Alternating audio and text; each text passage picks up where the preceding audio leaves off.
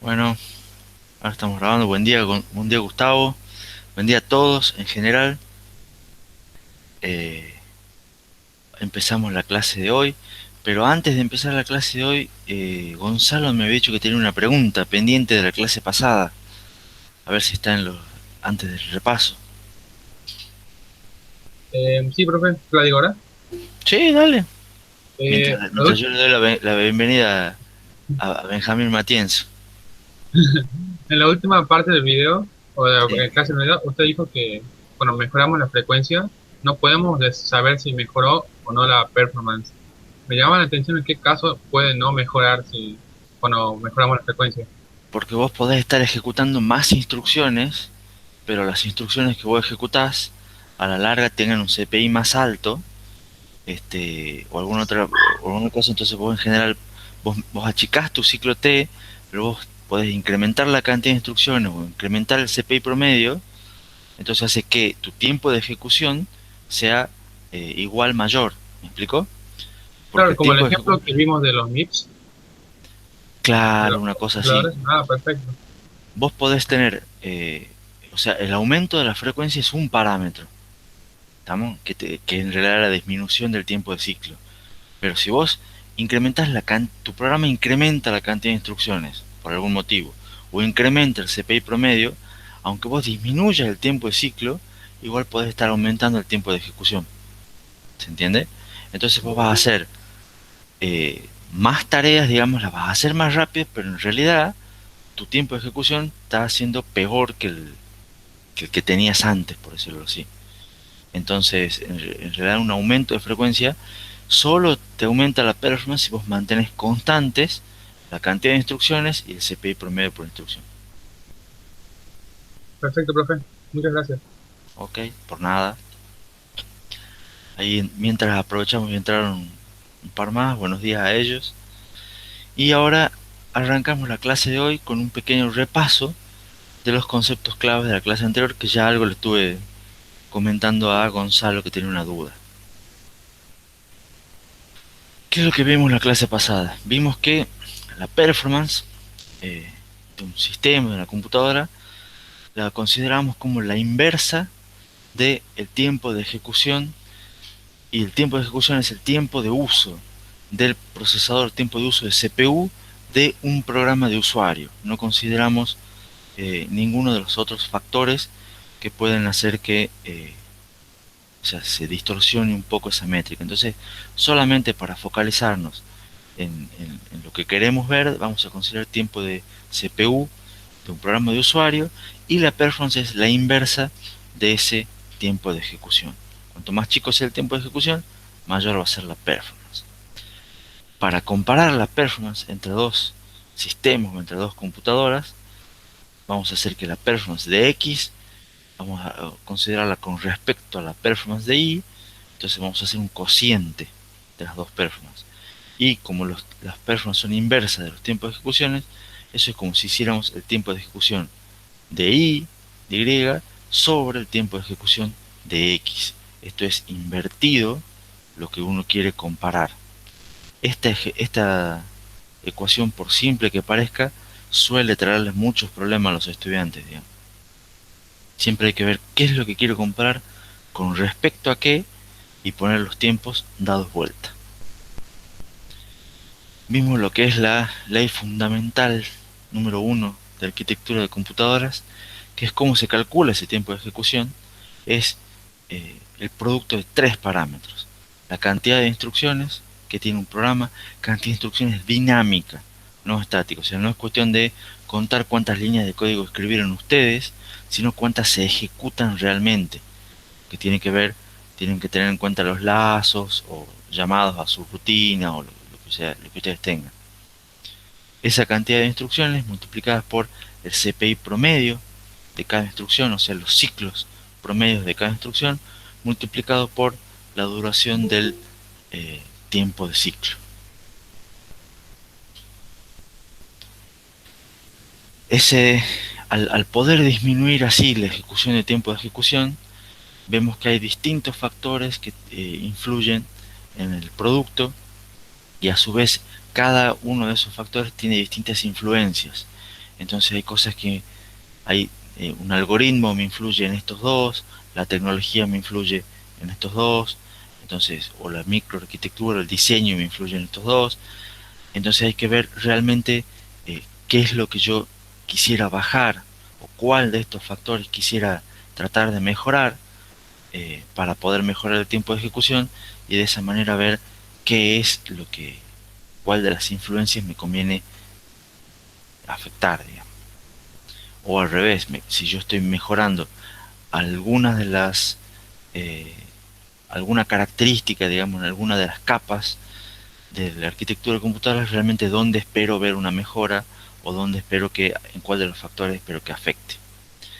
Esto me permite ganar una mirada crítica para poder decir me sirve o no me sirve hacer una mejora de este tipo. El CPI promedio, que es este ciclos promedio por instrucción, se puede calcular como simplemente el total de ciclos que se ejecutan en un programa dividido en la cantidad de instrucciones. O también lo podemos calcular como una sumatoria de los ciclos promedios por instrucción de cada tipo de instrucción multiplicado por la frecuencia de cada tipo de instrucción dentro de una mezcla de instrucciones. Entonces ahí el CPI sub i es la cantidad de ciclos de la instrucción i, f sub i es la cantidad de instrucciones i divididos en la cantidad total de instrucciones. Eso me da una frecuencia relativa de la instrucción i en la mezcla de instrucciones que tiene un programa. Eso lo habíamos visto con un ejemplo, ¿se acuerdan? Con una tablita.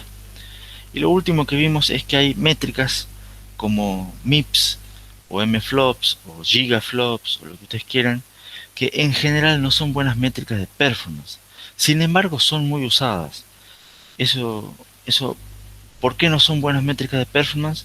Porque no tienen en cuenta los tres factores del tiempo de ejecución. Tienen en cuenta solamente estos últimos dos. Entonces uno termina haciendo muchas cosas, pero capaz que no sea necesariamente útil, ¿no? Ahora, ¿por qué son muy usadas?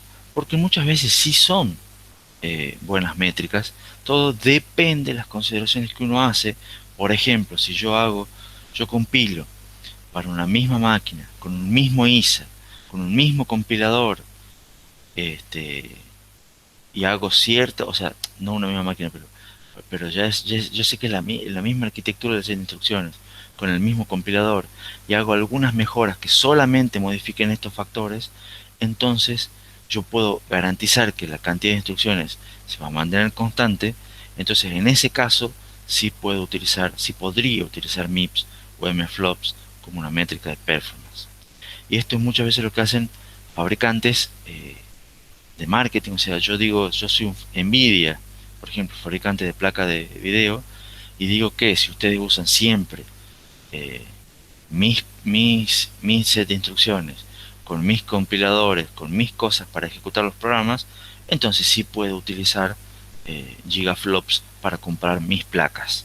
Pero si ustedes lo van a utilizar con una placa de, de AMD, de ATI, ya no sirven exactamente los gigaflops. ¿Se entiende la idea?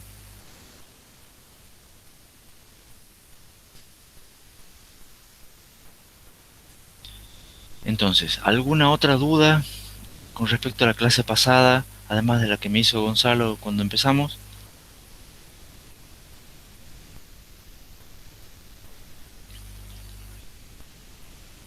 Bueno, entonces, si los MIPS no son una buena métrica y son muy usadas, ¿qué podemos usar como métricas estándar?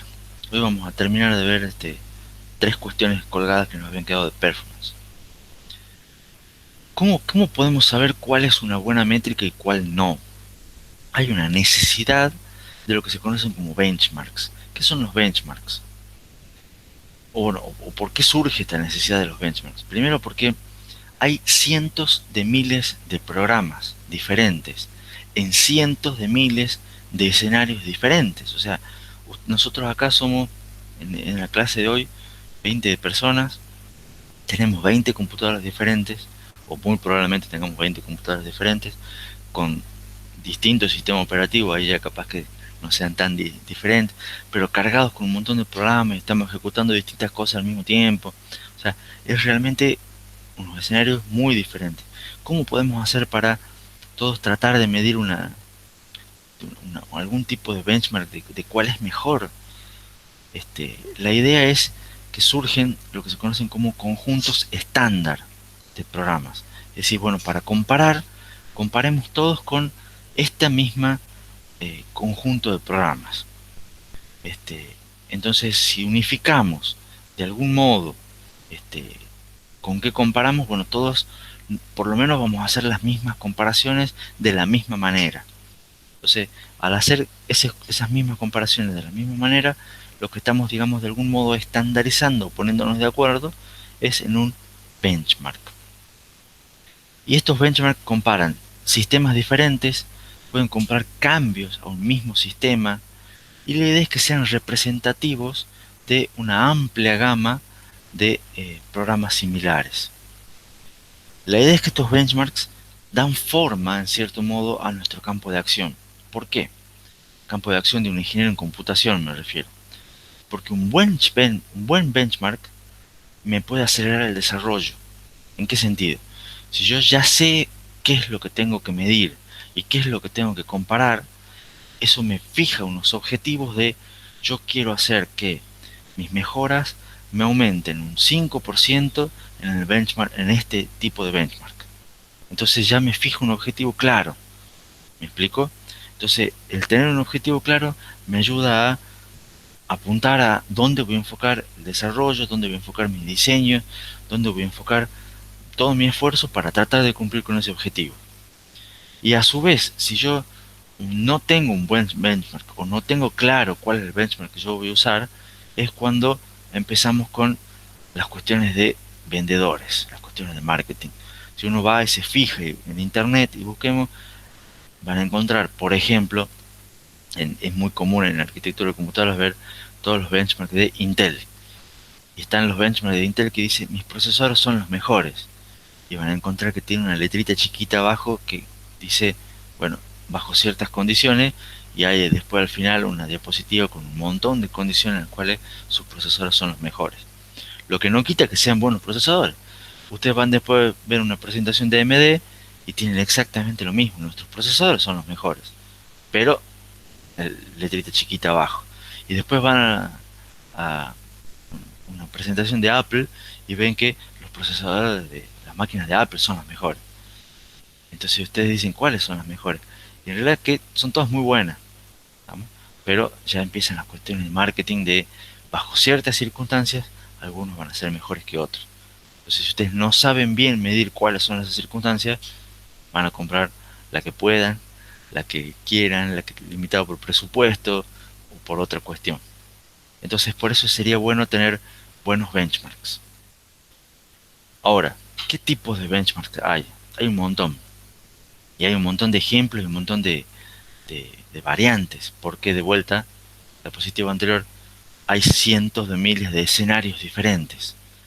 Entonces, algunos benchmarks pueden ser lo que antes eran juegos difíciles. O sea, eran los benchmarks clásicos de hace muchos años de inteligencia artificial o cosas así, que eran cuántas veces, o sea, simulaciones de Go, simulaciones de ajedrez, simulaciones del algoritmo A estrella.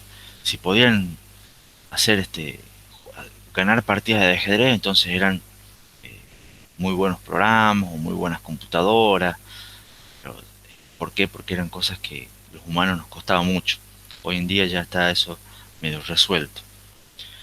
Están lo que se conoce como benchmarks sintéticos, que la idea es lograr frecuencias medias de cargas de trabajo. Son programas, digamos, que no existen, o sea, no son útiles en la vida real, pero intentan más o menos reproducir alguna cuestión más o menos parecida de la vida real.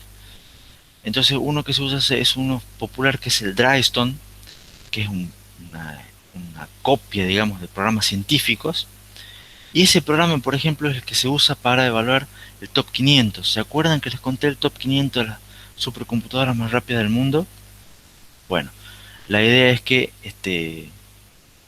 ese programa Drivestone se usa para esa métrica de los top 500, se usa para supercomputadoras, por ejemplo, que en realidad las supercomputadoras no usan en su vida de real, digamos, en su utilización real, este programa, sino que en algún momento dejan de hacer lo que tienen que hacer, ejecutan este Drivestone, sacan la foto, lo suben al top 500 y después siguen haciendo su trabajo de todos los días, que no es digamos, es, digamos, parecido entre comillas.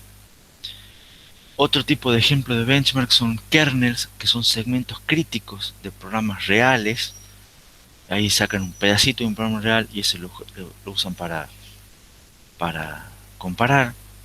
Otros son programas reales, como GCC, Spice, zip para comprimir archivos. Se pueden usar varios de estos. Se pueden usar videojuegos. Se suelen usar videojuegos sobre todo más viejos, más clásicos como el Doom, o el Crisis. Si ustedes están en la, en la onda, digamos, de los videojuegos, hay páginas o chistes y memes que son de si puede correr el Crisis. Can it run Crisis es un benchmark de placas de video, digamos. Eh, Ahí dice Gonzalo que se usa el Cyberpunk 2077.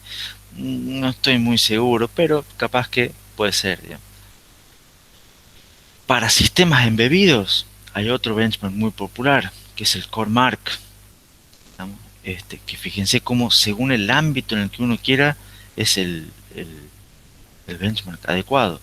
Si ustedes van a hacer Machine Learning, hay otro benchmark, MLPerf, que son cosas de moda.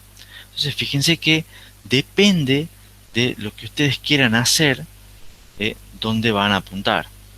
Entonces la pregunta este, sería ¿cuál es el mejor? Y antes de cuál es el mejor, me hace una pregunta Gonzalo en el chat. ¿Para qué nos serían útiles los benchmarks sintéticos? En general, no es que te sean muy útiles los benchmarks sintéticos. ¿No? Eso es una cuestión. Te van a ser útiles los benchmarks sintéticos si vos querés comparar algo parecido a un benchmark sintético. O de todas maneras, si vos querés decir, a ver, yo quiero comparar mi máquina, yo tengo dos computadoras en mi casa y quiero ver cuál de las dos es mejor, si les corres exactamente el mismo benchmark a las dos, te va a dar una idea de performance entre las dos. Pero no implica necesariamente que una máquina sea mejor que la otra. ¿Se entiende un poco la idea de para qué podrían servir un benchmark sintético? Y de todas maneras, la pregunta que les hago yo, les planteo a ustedes, ¿cuál es el mejor benchmark? No solamente de cuál de esos, sino cuál creen ustedes que sería en general un buen benchmark.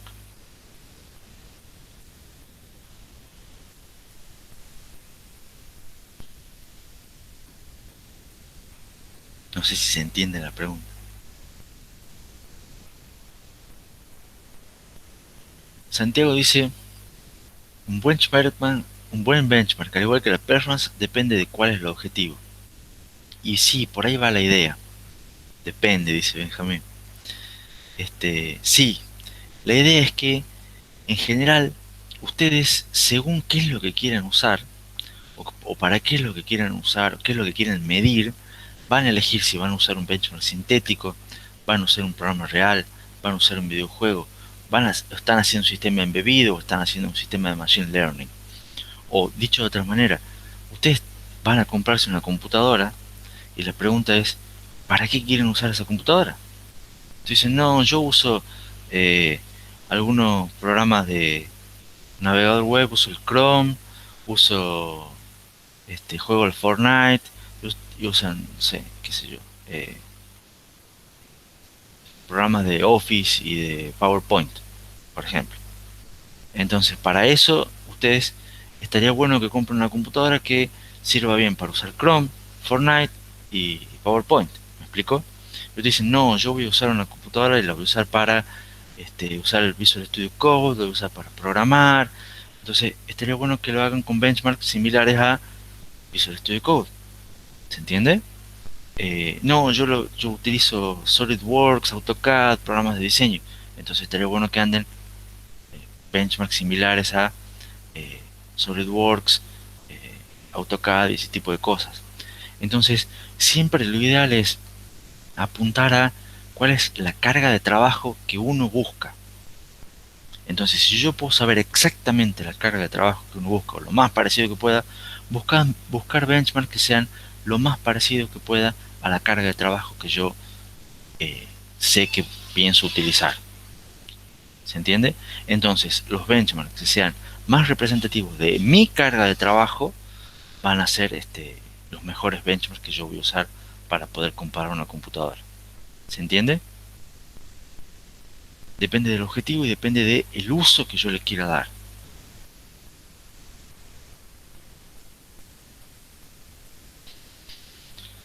Entonces, sin embargo, hay un benchmark que es exitoso a lo largo del tiempo, que se llama SPEC, que es una sigla que sirve Systems Performance Evaluation Corporation. Es un benchmark que fue fundado hace muchos años por 5 compañías privadas. Y la idea es crear una lista estándar del programa, realizar unos tests y hacer reportes. La idea es que este benchmark es un benchmark que va evolucionando con el tiempo, va evolucionando con la tecnología, va evolucionando con el mercado, o sea, no es exactamente el mismo.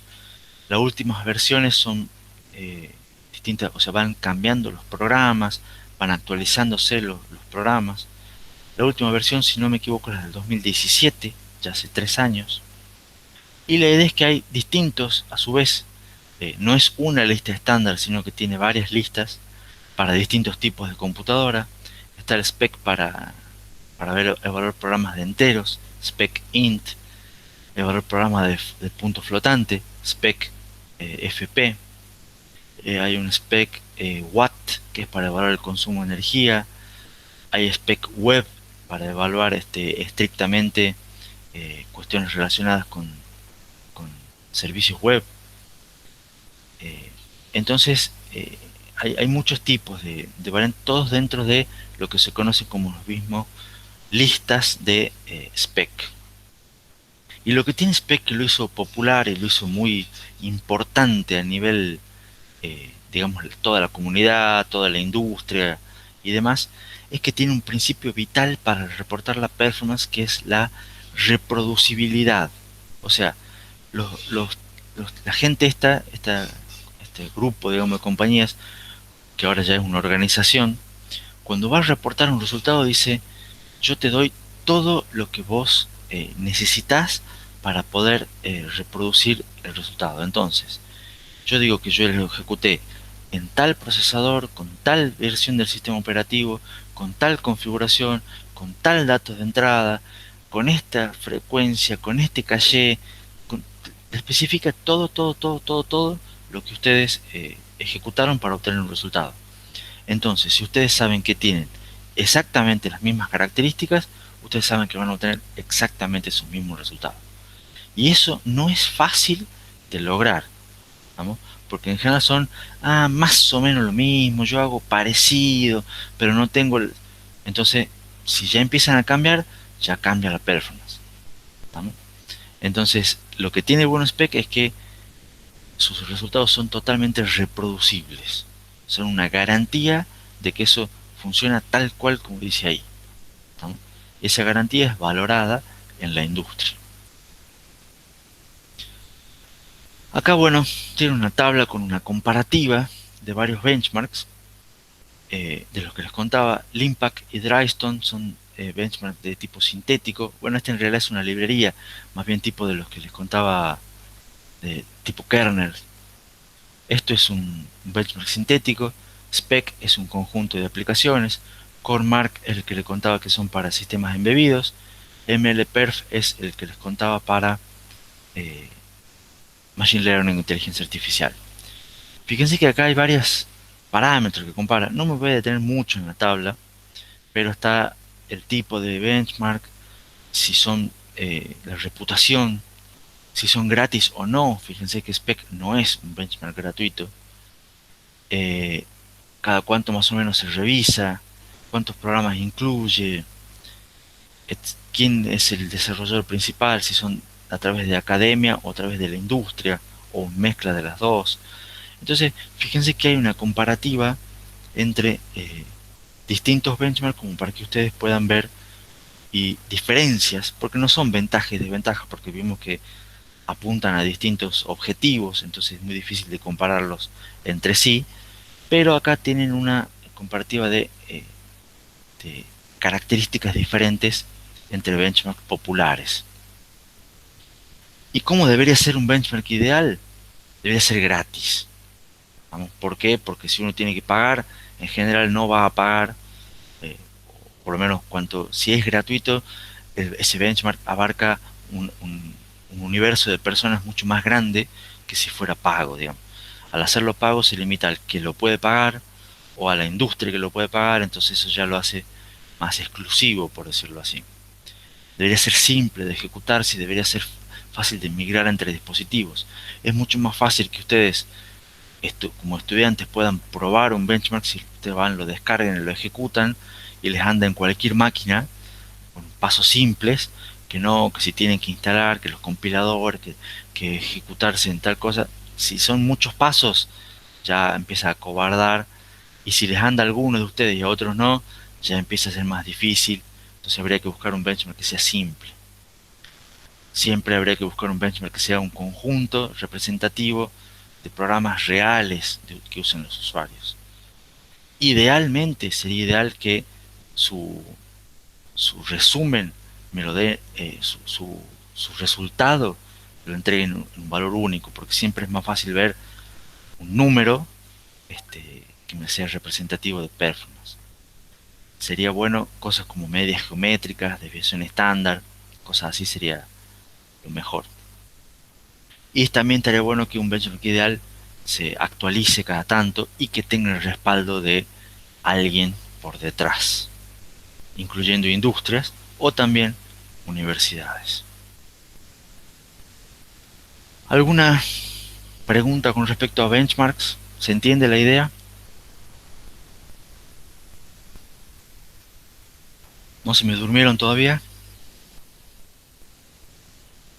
Algunos por lo menos se durmieron. Vamos con otra cuestión de performance, que esto es un ejemplo real de software.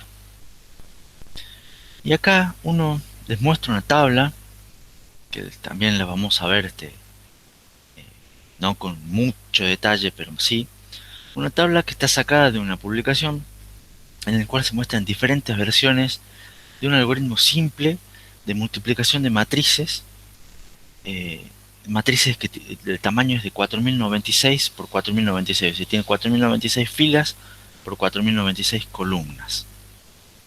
Y hay diferentes versiones de ese programa, diferentes implementaciones de ese algoritmo, de las cuales la primera se hizo en Python, después se hizo en Java, después se hizo en C, y después esta de C se le fueron agregando distintas características. Y lo que se hace es comparar el tiempo de ejecución en segundos de todas estas versiones. Como son todas ejecutando en el mismo hardware, se pueden utilizar, y todas con el mismo compilador, se puede utilizar los flops como métrica, ya que tenemos siempre la misma cantidad de instrucciones, eh, eventualmente, como para tener una idea. Y acá tienen lo que es la comparación de la aceleración absoluta, o sea, comparar la performance de una versión con respecto a la siguiente. Y consideramos la primera para tener un orden relativo, o sea, como este es 1, la aceleración, digamos, esta comparada con esta es 1, y vamos a ver cómo se comparan todas las demás con respecto a la primera. Y acá una aceleración relativa de cómo se compara cada versión con la anterior para ver cada una de estas mejoras cómo me aumenta con respecto a la anterior. ¿Se entiende un poco la tabla? Más o menos. ¿Qué es lo que me interesa de esta tabla? ¿O qué es lo que les quiero mostrar como ejemplo? Primero mostrarles esas dos cositas que dice ahí, que la versión 1 es la versión más simple. Es una versión que está enfocada en minimizar el tiempo de desarrollo. Es un algoritmo en Python.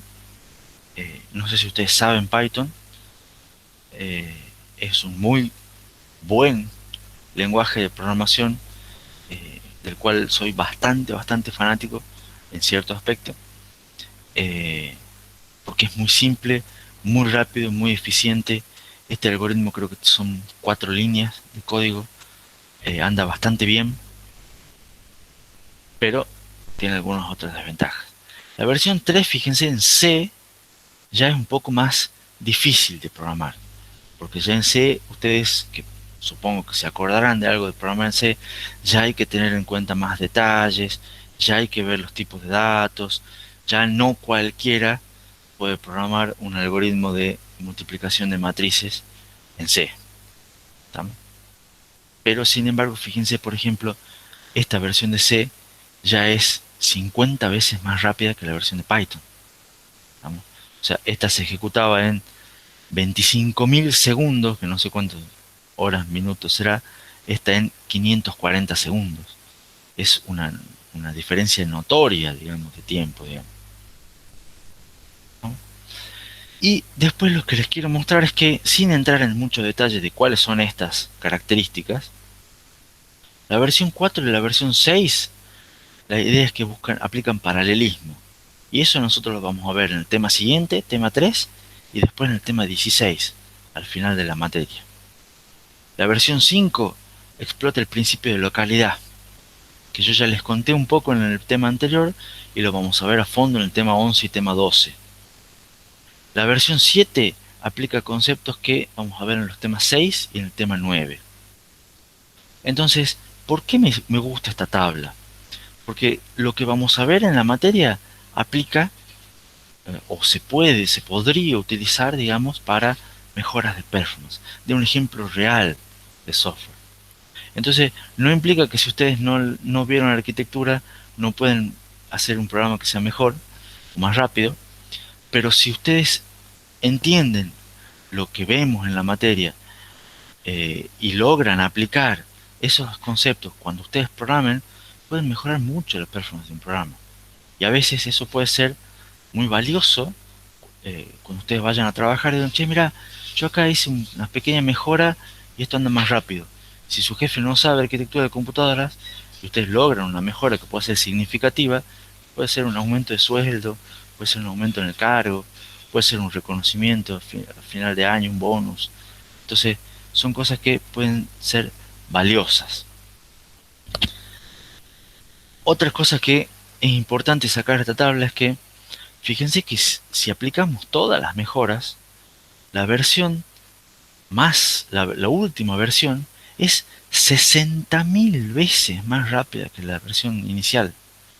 O sea, a la larga hicieron que pasaron de 25.000 segundos a 0,4. ¿Se entiende? O sea, esto, si alguno quiere hacer el cálculo rápido de cuántos minutos o cuántas horas demoraba, y esto es medio segundo. O sea, fíjense que la diferencia de velocidad es relativa y siempre es el mismo algoritmo, ejecutándose en el mismo hardware. ¿Estamos? Lo único que hicieron fueron tuneadas para mejorar la performance, pero la mejora de performance es brutal. ¿Vamos? Y además, si eso lo hacen sobre otro hardware, como por ejemplo una placa de video, pueden mejorar 6 veces más. O sea, pueden hacer que sea 360.000 veces más rápido.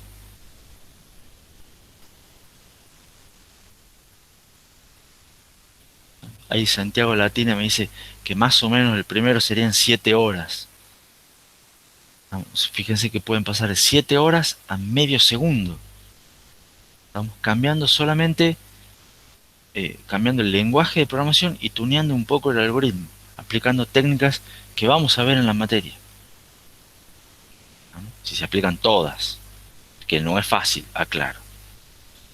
Entonces, la pregunta que les hago a ustedes es, ¿cuál creen que de todas esas versiones es la mejor versión?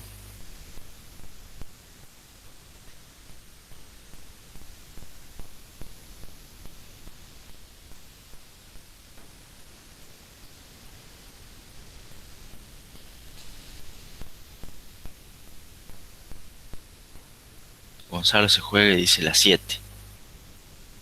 La 7 es la más rápida, dice Santiago Latina también. Y Valentina dice depende. A ver, Valentina, si sos muy amable, ¿de qué depende?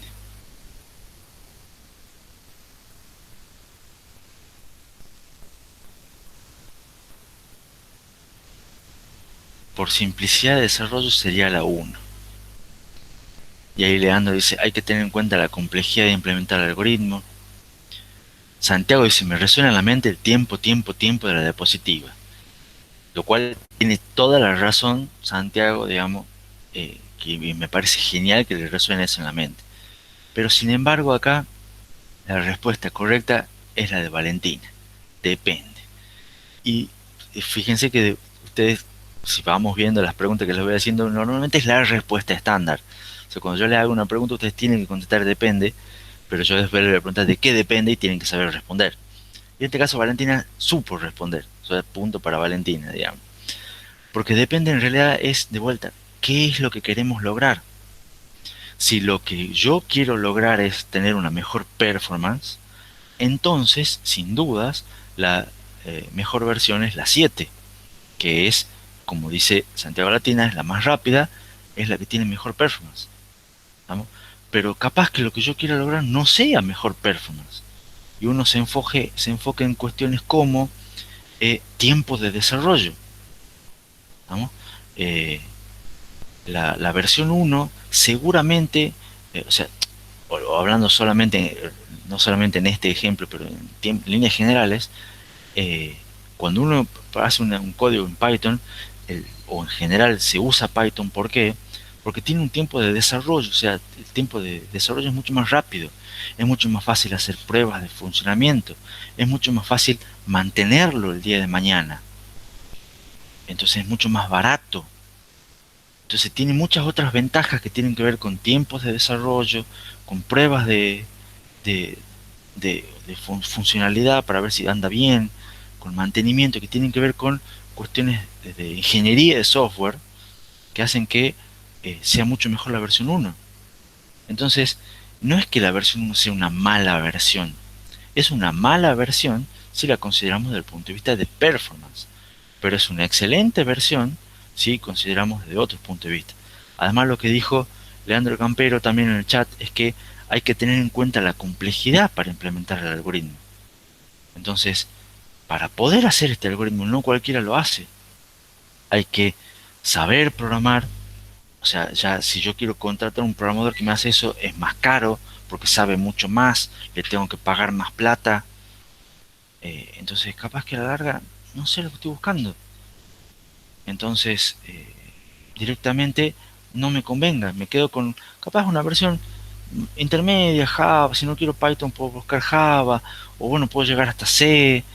Entonces, no cualquiera puede hacer las últimas versiones porque no son fáciles de hacer. Eso quede clarísimo.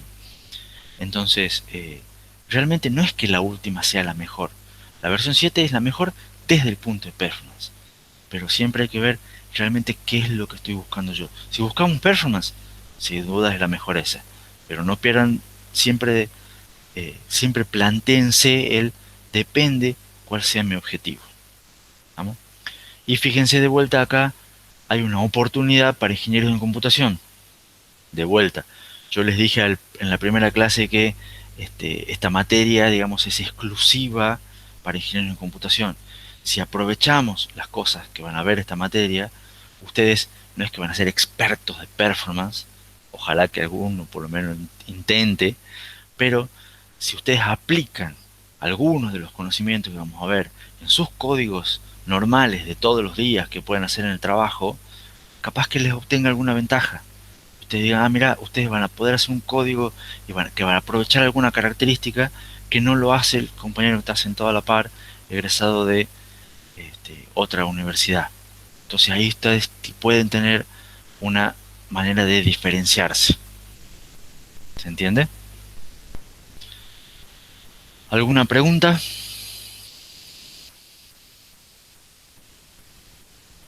Y Benjamín en el chat dice que no cualquiera programa threads. Está bueno aprender esas cosas.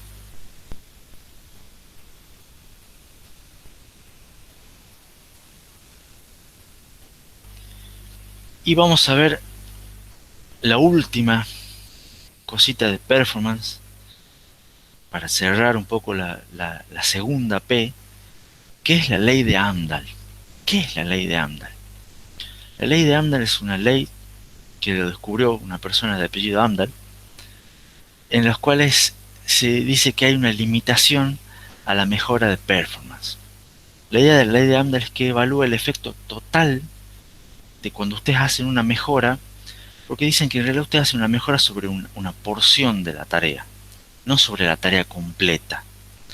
Entonces, si ustedes dicen que si ustedes quieren mejorar un aspecto de una computadora y esperar que todo, digamos, su tarea se mejore de igual manera, ustedes no lo van a conseguir nunca, ¿no? O sea, es ustedes dicen, yo ejecuto mi tarea, por ejemplo, mi tarea que es trabajar con la computadora todos los días y voy a hacer, eh, para mi tarea es lo que yo hago, usar mi uso diario, digamos, de la computadora. Y yo le quiero cambiar el procesador. Entonces hago un procesador que sea el doble de rápido, por ejemplo. Entonces yo ahora todos mis programas me van a andar el doble de rápido de lo que andaban antes. ¿Se entiende? Hacer eso es una falacia, porque puede que mejore, pero no va a mejorar el doble. ¿Se entiende? O dicho de otra manera es, yo juego al Fortnite, que al final nunca me han dicho cuál es, o el Cyberpunk 2077, ¿estamos? Y me compro una, una placa de video que sea el doble de rápida de la placa de video que yo tenía. Entonces el juego me va a andar el doble rápido de lo que yo estaba. Creo que no les va a ocurrir.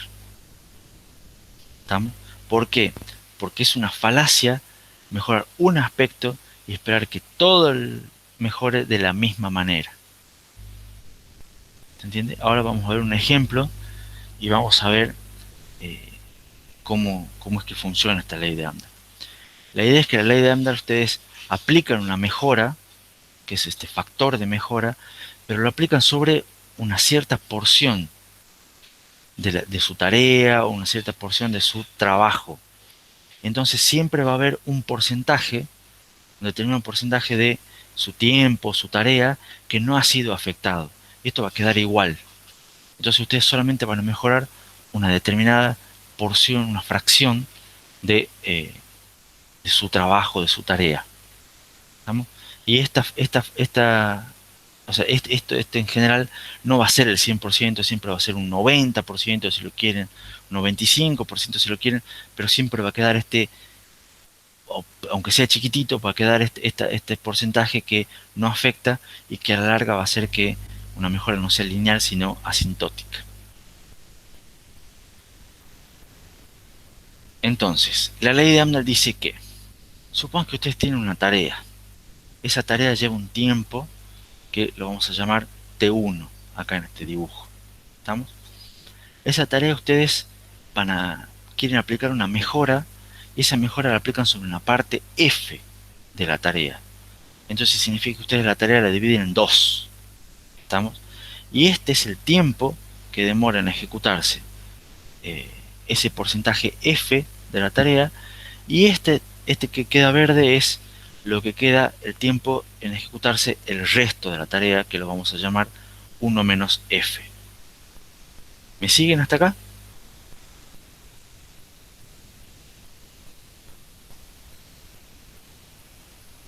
Bueno, entonces yo a esta parte que yo mejoro, la voy a mejorar en un factor P.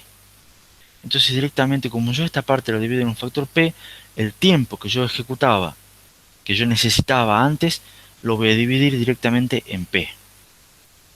¿Se entiende? Entonces yo sé que lo mejoré en un factor, tuve una aceleración, digamos, para esta fracción de P, entonces directamente el tiempo lo divido en P. ¿Vamos? Entonces voy a tener acá un tiempo más chico para ejecutar esta tarea. Pero este tiempo va a seguir siendo exactamente el mismo. Entonces mi nuevo tiempo va a ser este de acá abajo, el que ya tenía verde, más este chiquitito naranja. ¿Se entendió? ¿Cómo será, ¿Cómo es mi mejora de performance? La mejora de performance que nosotros vimos es la performance nueva sobre performance vieja. Sería el tiempo viejo sobre el tiempo nuevo. ¿Está claro? Entonces, bueno, antes de ver la mejora de performance, si ustedes quieren calcular cuánto es este tiempo, este tiempo es, pueden sacar factor común acá, T1, y va a ser, porque es la suma de esto más esto.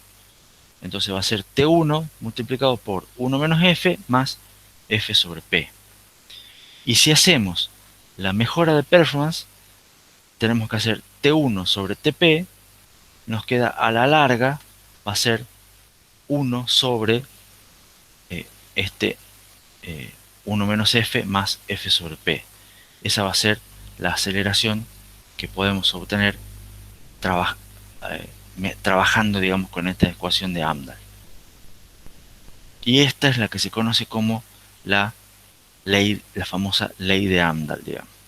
1 sobre 1 menos F más F sobre P. ¿Me siguieron? Si quieren ustedes después trabajen manejando la ecuación, que ustedes son buenos manejando ecuaciones, por eso yo me salteo algunos pasos quizá, pero la idea es esa.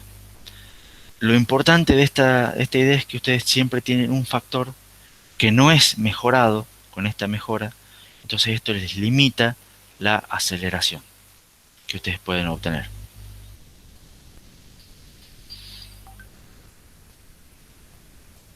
¿Se entiende la idea?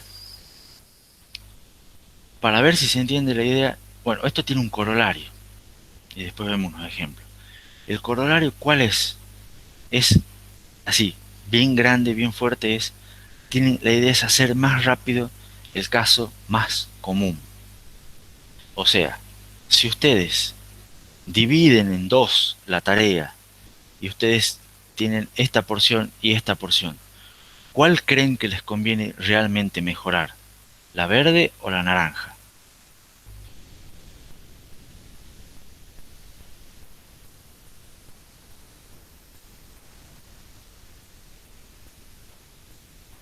¿Se me durmieron? Parece, o no entendieron nada. En este caso la verde es la parte más, la fracción más grande de tiempo. Entonces, fíjense de hecho que ustedes hacen una mejora en la porción naranja y les queda una naranja más chica, pero esto sigue siendo totalmente controlado por la barrita verde. Entonces acá en realidad la mejora que ustedes hicieron globalmente es medio insignificante, ¿se entiende? Entonces conviene siempre poner el énfasis en la tarea o donde ustedes invierten más tiempo o donde están poniendo más tiempo, porque una pequeña mejora en la parte más significativa va a producir una mayor mejora globalmente. ¿Se entiende? Ese es el corolario de la ley de Amdahl. Dicho de otra manera, no vale la pena eh, matar un mosquito con una escopeta. ¿Se entiende? No vale la pena poner mucho esfuerzo en cosas que son poco significativas, sino traten de ver qué es lo más valioso, donde conviene poner el esfuerzo y traten de hacer aunque sea una pequeña mejora ahí, porque van a tener globalmente un mayor beneficio. Veamos un ejemplo y después del ejemplo hacemos un recreo, ¿les parece? ¿O quieren hacer el recreo antes del ejemplo?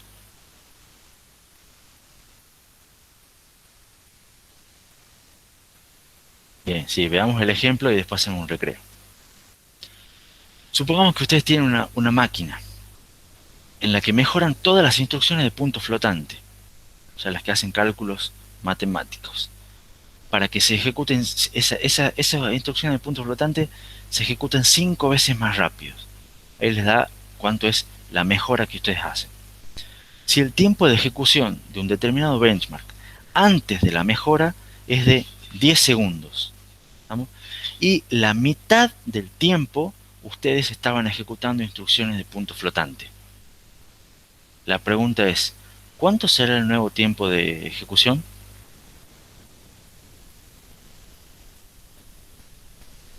A ver, ¿quién se anima a calcular cuánto es el nuevo tiempo de ejecución? Para eso tienen que volver a esta formulita y tienen que ver cuánto es el tiempo no afectado, cuánto es el tiempo afectado y cuánto es el factor de mejora. Volvamos acá. Ustedes tienen que... Bueno, no. A ver si alguno se anima antes de que te dé yo la respuesta.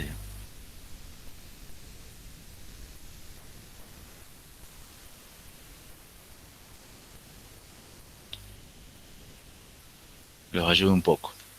El tiempo total era de 10 segundos. ¿Estamos? Pero ese tiempo incluía el tiempo que ustedes ejecutaban las instrucciones del tiempo de punto flotante y el otro tiempo.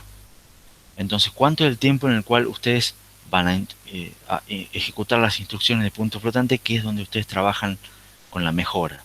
Es la mitad del tiempo.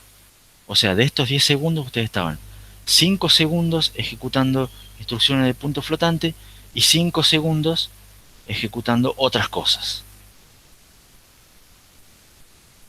¿Sí? Santiago me dice si puedo mostrar la fórmula de vuelta. ¿Sí? Entonces ustedes estaban la mitad del tiempo, o sea, 5 segundos haciendo otras cosas. Y 5 segundos haciendo instrucciones de punto flotante. A esas instrucciones de punto flotante ustedes la mejoran con un factor de 5. Entonces, a esas instrucciones, si antes demoraban 5 segundos, ¿cuánto van a demorar ahora? Un segundo en eso, lo que sería un segundo más 5 segundos que no tocan nada, el tiempo nuevo, digamos, de ejecución de ese benchmark sería de 6 segundos. ¿Estamos? Benjamín, Leandro y Rosalba, por lo menos en el chat pusieron exactamente eso. ¿Se entiende de dónde salen esos 6 segundos?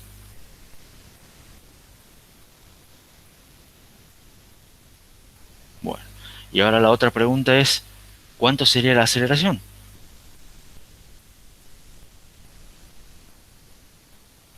Para calcular la aceleración ustedes quieren ver cuánto es la performance. Con la mejora con respecto a la performance sin la mejora. Eso implica hacer la inversión cuando hacen el cociente de los tiempos. Tienen que hacer el tiempo de lo que era sin la mejora dividido en el tiempo con la mejora. Entonces tienen que hacer 10 segundos dividido en 6 segundos. Y eso les da 1,66, si no me equivoco. Entonces 10 sobre 6 es la mejora de performance. Entonces fíjense qué es lo que les dije recién. O sea, dónde está el impacto de la ley de Amdahl. Ustedes mejoraron las instrucciones de punto flotante para que sean 5 veces más rápido. Pero en general les produjo una aceleración de 1,66. Entonces dicen, bueno, pero yo esperaba que sea 5 veces más rápido. No, mejoraron 5 veces una parte. ¿Qué parte? La mitad. ¿Se entiende? Entonces capaz que ustedes mejoraron mucho acá, pero en realidad la aceleración total es solo 1,66. ¿Se entiende? No es tanta, digamos. Bajaron de 10 segundos a 6, lo cual es una mejora, pero no es quizás la que uno se ilusionaba cuando veía este 5. ¿Se entiende por dónde apunta la ley de Amdahl? Y ahora les hago otra pregunta. ¿Cuánto debería ser la mejora en las instrucciones de punto flotante para lograr un tiempo de ejecución total de 5 segundos? A ver si alguno la saca.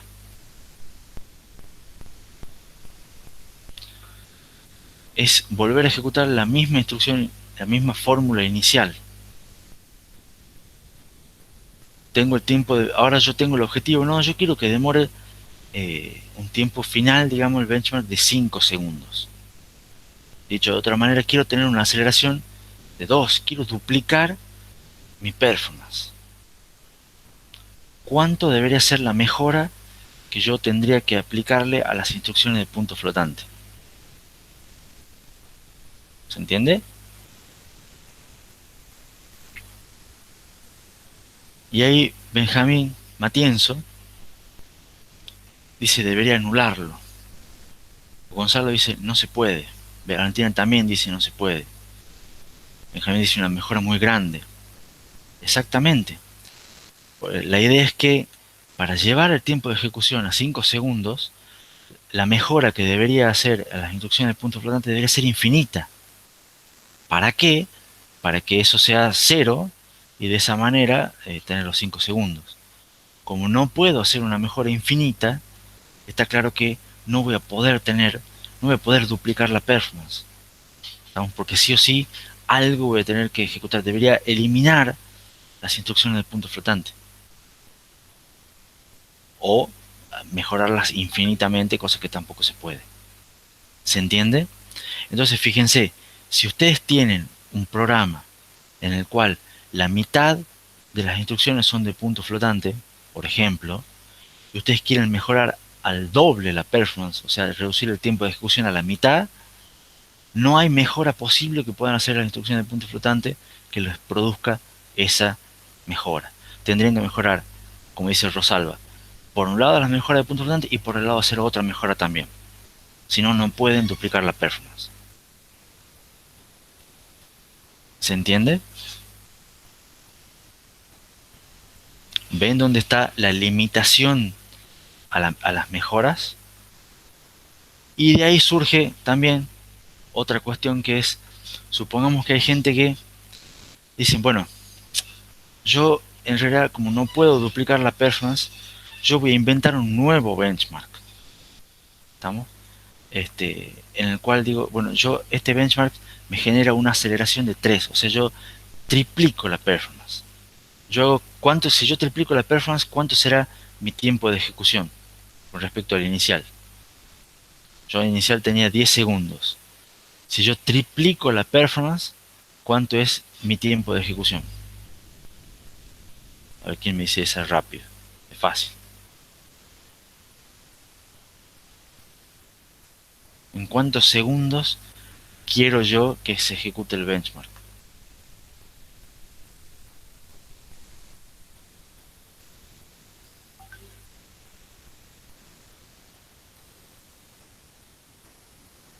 Ninguno. Se me durmieron ya les explotó el cerebro. Ahora sí necesitan el recreo. Bueno, si yo tengo una aceleración de 3, o sea, mejoro 3 veces la performance, tengo que hacer que el tiempo de ejecución sea 10 dividido 3. Entonces va a ser un tiempo de ejecución de 3,3 segundos. Si yo quiero un tiempo de 3,3 segundos, ¿estamos? La idea es cómo puedo hacer para, para mentir, digamos, que tengo esa aceleración con esta mejora de performance. ¿Estamos? Y ahí es donde empiezan los de marketing a trabajar y la pregunta que a algunos se les hace es ¿qué porcentaje del tiempo deberían destinar a las instrucciones de punto flotante para que logremos que tener una aceleración de 3 con una mejora de 5? Y acá es donde tienen que aplicar esta formulita, donde ustedes les dan la aceleración 3, les dan la mejora de 5 y la incógnita que ustedes tienen es F. O sea, ¿qué es lo que les está diciendo eso? O después lo hacen en la casa, no importa. La idea es, ustedes ya saben que si tienen la mitad del tiempo ejecutando instrucciones de tiempo flotante, instrucciones de punto flotante, no van a poder mejorar, no van a poder ni siquiera llegar al doble. ¿Estamos? Y ustedes quieren hacer valer esta mejora. Entonces yo digo, yo quiero lograr una aceleración del triple. Entonces no va a poder ser con la mitad del tiempo. Entonces tengo que ejecutar más tiempo instrucciones de punto flotante. Entonces voy a buscar un benchmark en el cual yo tenga mucho más uso de las instrucciones de punto flotante para lograr que mi mejora global de performance sea del triple. ¿Se entiende? Entonces, ¿cómo obtengo ese benchmark? ¿O cómo necesito que sea ese benchmark?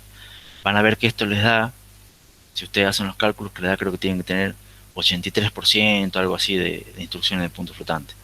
Entonces voy a buscar un benchmark en el cual tenga el 83% de las instrucciones de punto flotante y de esa manera, con el 5 veces más rápido de las instrucciones de punto flotante, sí voy a obtener una mejora de performance global de 3 veces. O sea, voy a hacer que mi tiempo de ejecución sea de 3 segundos. Y ahí voy y lo publico. ¿Se entiende? Hice una mejora que me lleva a una aceleración de 3, pero con el benchmark especial que es hecho a medida para mi máquina.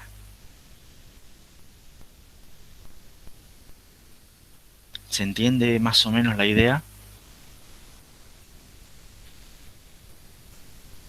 Más o menos, dice.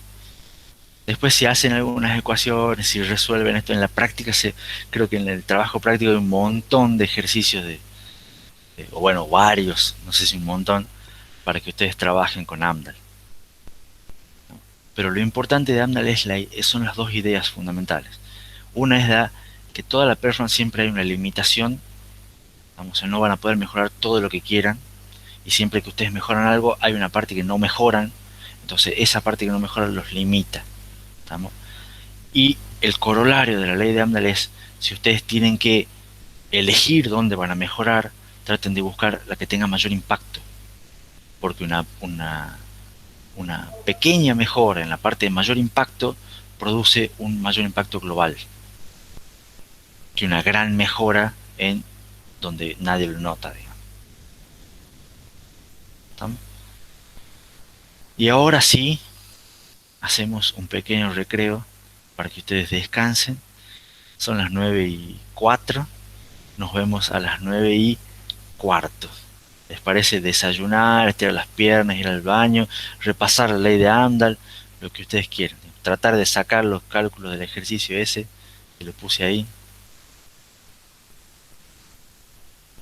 ¿Estamos?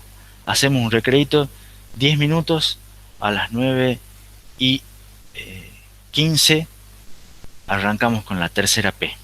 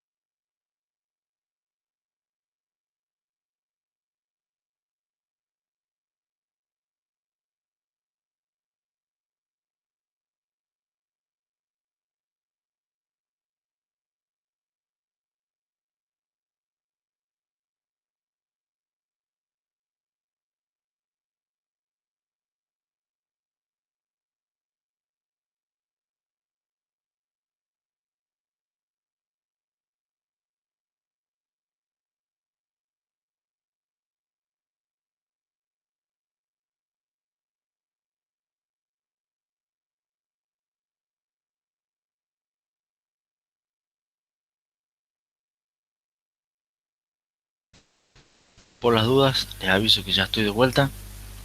Eh, Faltan 5 minutos todavía más de recreo, pero si alguno tiene alguna pregunta, alguna duda, acá ya estoy.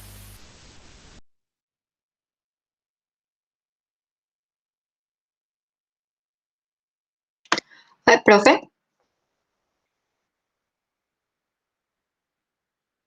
Sí, para no, terminar de tener el ejemplo, usted lo que dice, tenemos que aplicar esa ecuación A igual a uno sobre uno menos F más F sobre P. sí. La aceleración sería 3 y P sigue siendo el 5 del ejercicio anterior. P sería el mismo 5 de la parte de arriba, sí. Perfecto, y ahí saco el F y con eso ya sé cuánto tiempo tengo que destinar. De ahí sacas la fracción, digamos, Claro, de de esos 10 cuánto deberían, segundos. claro, cuánto deberían ser tus instrucciones de punto flotante. Perfecto, muchas Que gracias. antes eran la mitad y ahora, antes era un 50%, ahora te va a dar otro número que te digo es cerca del 80%. Perfecto.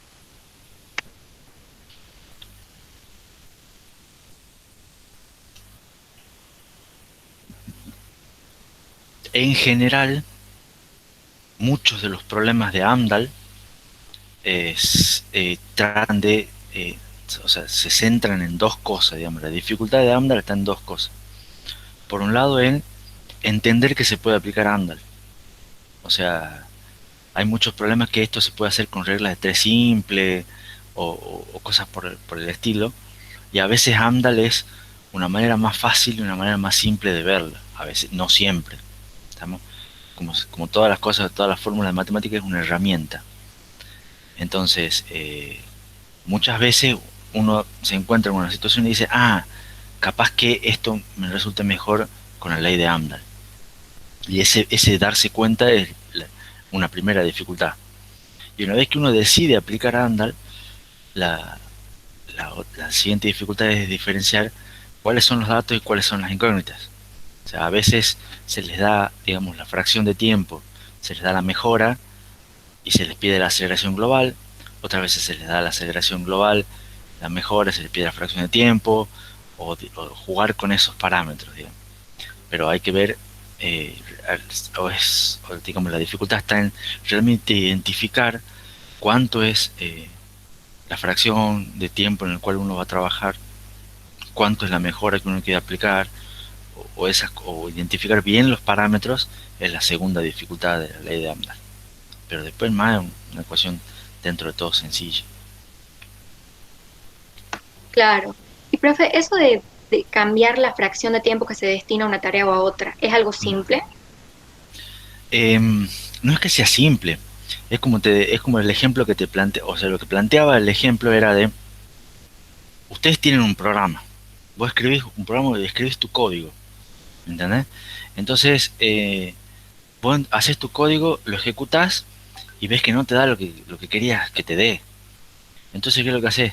Vas y cambias el código. O sea, en este caso es, por ejemplo, en el caso de la instrucción de punto flotante, fíjate, digamos, cómo hacerlo en la realidad sería, yo lo probé con un programa, no me da el resultado que yo quería, entonces voy y lo pruebo con otro programa, y con este me da, ah, perfecto, entonces yo después te digo, mira, si vos, en realidad te digo, vos usás mi placa de video, vos vas a obtener una mejora de 3 veces con respecto a lo que tenías antes. Y vos vas a decir, ah, buenísimo, voy y me compro la placa de video. Pero yo no te dije que era con este programita, que tenía Claro. el 90% de instrucciones de placa de video. Entonces vos después vas a comprar la placa de video, la vas a poner, vas a ejecutar tu programa que no tiene el Pretendo tener la noventa por misma mejora. ciento de instrucciones de punto flotante y vas a decir, che, pero no me anda el triple de rápido. ¿Entendés? Perfecto, sí, Entonces, sí, sí, sí. entonces no es que yo cambio Ah, el programa, o sea, te uso con otro programa, o sea, yo lo usé para probarlo con el AutoCAD y vos no usás AutoCAD, entonces no te sirve. ¿Me explico? sí, perfecto, perfecto. Esa es la idea de la comparación esta. Bien, bien. Gracias, profe. No, por nada. Ahora que ya son las 9:15, ya estamos para volver. ¿Alguna otra pregunta? Bueno, entonces arranquemos. Como siempre, repasando un poco el cronograma, que hoy vamos a intentar terminar el tema 2. Si no terminamos hoy, lo terminamos el lunes, no me quite el sueño. Estamos bastante bien con el cronograma. El lunes vamos a empezar con el tema 3, seguros. Terminemos o no el tema 2, porque si no termino, porque me faltan 3 diapositivas. Y vamos a tratar de ver si lo terminamos al tema 3 el miércoles de la semana que viene.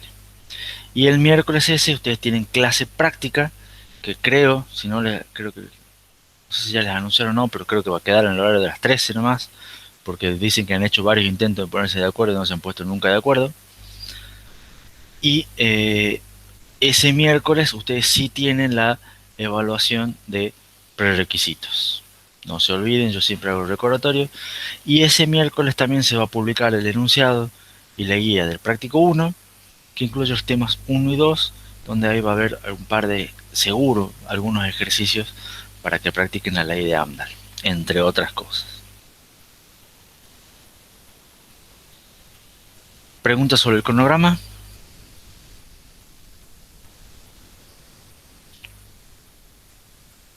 Estimo que no.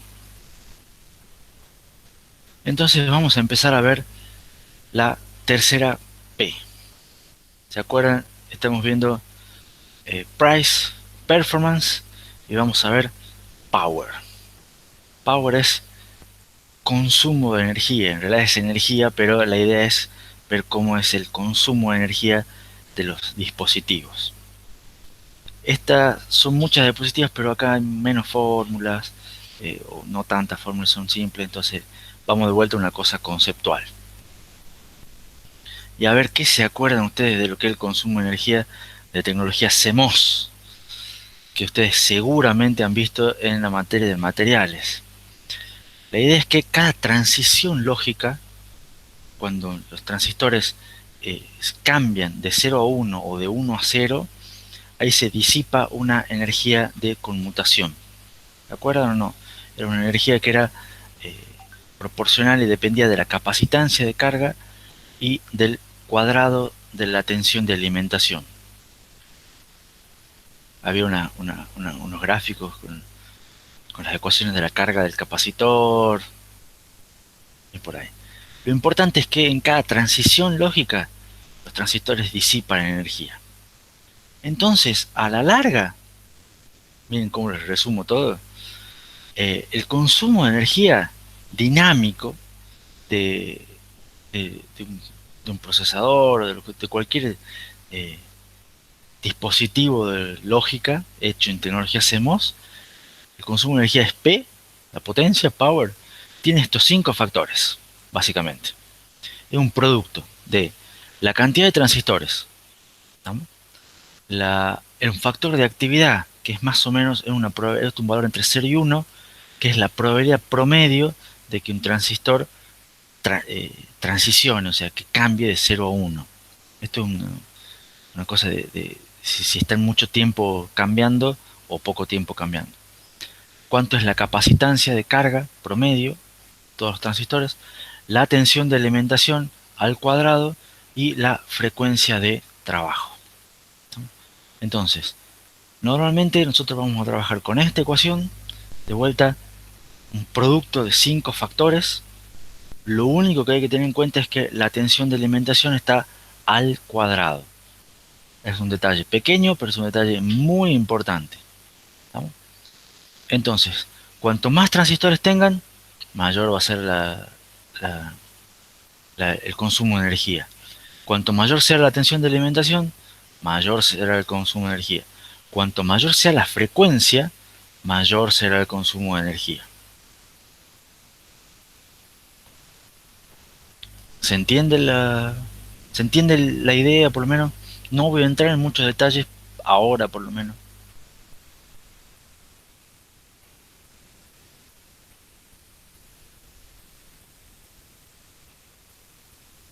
Gonzalo me dice en el chat que tiene recuerdos muy difusos de materiales y dispositivos. Lamentablemente tengo que traerlos algunos de ellos, digamos. Entonces, si nosotros, ¿qué es lo que queremos? En general nosotros queremos reducir el consumo de energía, que el consumo de energía sea lo más bajo posible. Entonces, ¿cómo podemos hacer para reducir ese consumo en base a la fórmula? Las fórmulas son todos productos, así que la idea es, bueno, disminuyamos la frecuencia, o sea, achiquemos la frecuencia. Pero en realidad, achicar la frecuencia no es una buena técnica, porque nosotros queremos performance. Y vimos que la performance es tiempo de ejecución, y está uno de los parámetros del tiempo de ejecución es la duración del tiempo de ciclo, y la duración del tiempo de ciclo es la inversa de la frecuencia. Entonces nosotros queremos que el tiempo de ciclo sea más chico para tener mayor performance, o sea, queremos que la frecuencia sea más alta para tener mayor performance, pero a su vez queremos que la frecuencia sea más baja para reducir el consumo. Entonces ya empezamos a tener que por un lado queremos aumentar la frecuencia, por otro lado queremos bajar la frecuencia. Entonces bajar la frecuencia no es una posibilidad si queremos aumentar la performance. ¿Se entiende? Y además, digamos, hacer el mismo trabajo más rápido o más lento, a la larga el consumo de energía va a ser lo mismo, porque si lo hago más lento voy a estar más tiempo haciendo el trabajo, pero es el mismo trabajo el que hay que hacer. ¿Se entiende? Entonces, disminuir la frecuencia me va a llevar a una reducción del consumo de energía, pero no es lo que querríamos hacer.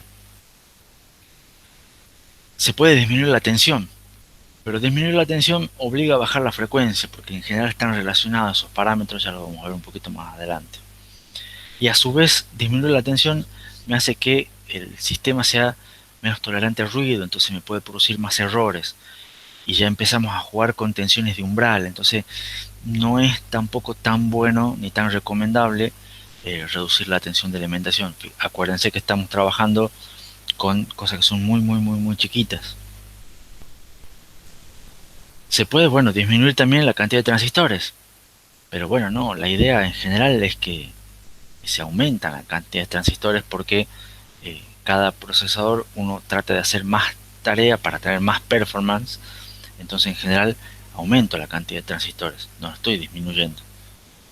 Entonces no sería una buena técnica para reducir el consumo. ¿Se podría reducir C? Sí, esto sí se puede. Esto sí es una cosa que sí se puede. Tiene que ver con cambiar el proceso de fabricación. Entonces, a medida que uno va cambiando el proceso de fabricación, en general, cada nuevo proceso de fabricación disminuye la capacitancia de carga promedio de los costos. Entonces, eso sí me hace que disminuya un poco el consumo de energía. Ahora, el consumo de energía está relacionado con la ley de Moore, que nosotros ya vimos la ley de Moore. ¿Qué es lo que decía la ley de Moore? Con la ley de Moore duplicábamos la cantidad de transistores. De esa manera podíamos mejorar la performance. Pero más transistores implica un mayor consumo de energía y eso es a contramano, digamos, de la evolución. Pero achicarlo a los transistores disminuye el consumo. Y ahí tenemos un grafiquito en el cual vemos de vuelta, esto es la tensión de alimentación y esto es el feature size. ¿Se acuerdan el feature size que vimos en el costo? Y fíjense que hay una disminución, digamos, de la tensión de alimentación. Pero ya fíjense que cuando ya estamos en los últimos procesos, ya no se disminuye tanto, ya más o menos fíjense que así como acá había una recta, acá hubo una bajada y acá hay como una especie de recta así generosa, pero ya no se nota tanto una disminución. ¿Por qué? Porque nosotros ya vimos que achicar los transistores tiene limitaciones y además vimos que es muy caro por cuestiones de costos. ¿Se acuerdan? Ahí Gonzalo me pregunta en el chat, ¿por qué bajar la tensión obliga a bajar la frecuencia? No es que obliga, sino que en general van de la mano. En general van de la mano. Y tiene que ver con justamente esto que estoy más o menos mencionando ahora, con cómo son los transistores. O sea, los transistores tienen curvas que debes haber visto en sistemas con micro en materiales y dispositivos, curvas de el delay del transistor en función de la tensión de alimentación, curvas de corriente y de funcionamiento en función de las tensiones. Si uno baja la tensión, En general hay zonas que son lineales y no lineales y empieza a trabajar en las zonas de umbral de los transistores. Entonces normalmente el delay del transistor eh, está relacionado a la frecuencia. Y cuando hay una curva de ese tipo, delay del transistor, y que después creo que no sé si está ahora o más adelante, con respecto a la tensión de alimentación. Entonces, para poder trabajar, depende de la zona en la que queramos que trabaje ese transistor, tenemos que, si queremos un menor delay o cosas así, tenemos que bajar un poco la frecuencia y moviendo moviendo la tensión de alimentación. Hay curvas que las relacionan a esas dos parámetros y son dependientes exclusivamente del transistor en sí. Yo tampoco me las acuerdo muy bien, digamos. Pero si ustedes buscan en algún lado relación entre tensión de alimentación y delay del transistor, seguro va a aparecer alguna curva. Y seguro la han visto en material y dispositivos, en algún momento.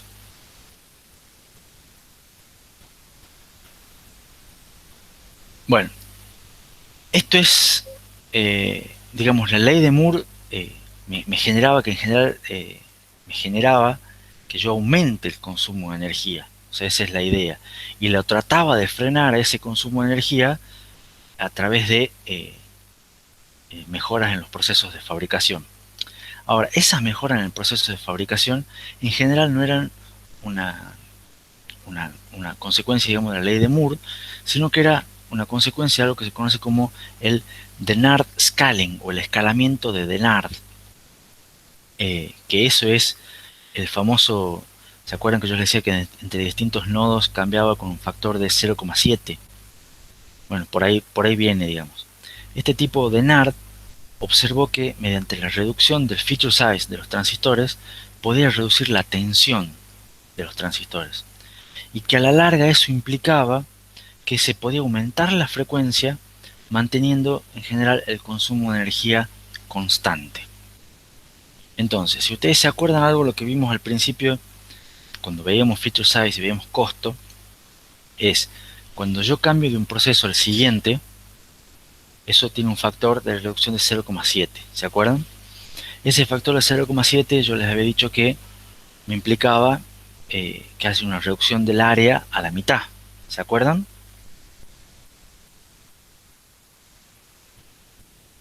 Y yo les había preguntado por qué de la mitad, y era porque en general todos estos chips tienen una forma rectangular o cuadrada, entonces son base por altura, es 0,7 por 0,7, y eso me da 0,49 aproximadamente, que es la mitad. Ahora entonces eso me hacía los chips más chicos, me generaban que el área sea más chica y que tenga el menor costo. En ese momento yo les dije que también eso implicaba que yo podría poner en la misma área el doble de transistores. ¿Se acuerdan? Ese es un colorario y eso tiene que ver con lo que les voy a mostrar ahora. Fíjense que la idea de esto es que el escalamiento decía que en la misma área, yo tengo un área estándar, yo puedo poner el doble de transistores si cambio el proceso. A su vez, puedo bajar la capacitancia parásita en un factor de 0,7, puedo bajar la tensión en un factor de 0,7 y aumento la frecuencia en un factor de 1,4. Y le hago una pregunta. ¿Por qué la frecuencia aumenta 1,4? A ver si alguno sabe. O si alguno se aviva, en realidad no es cuestión de sabe, porque no creo que ninguno sepa.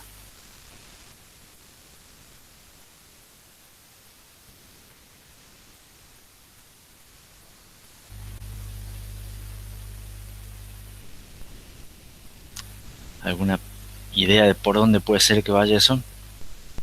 ¿Profe? Sí.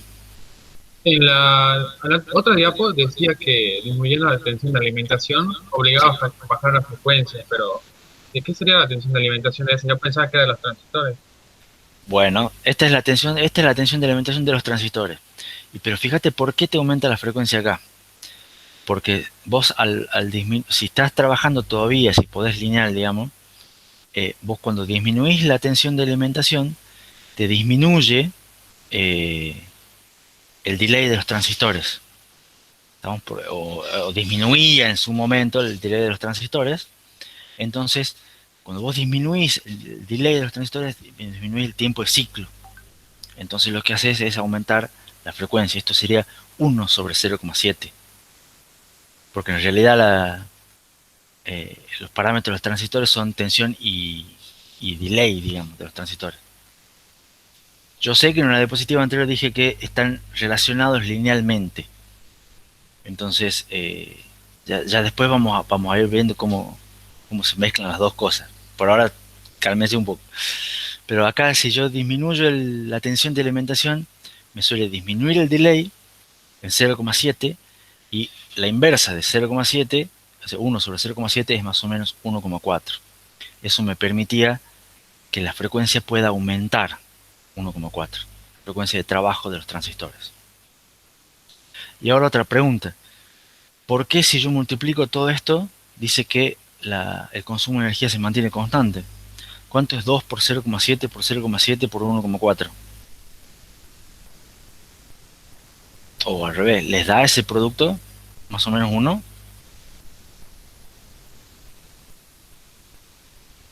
A ver si alguno se da cuenta de eso. Eso sí se pueden dar cuenta, capaz.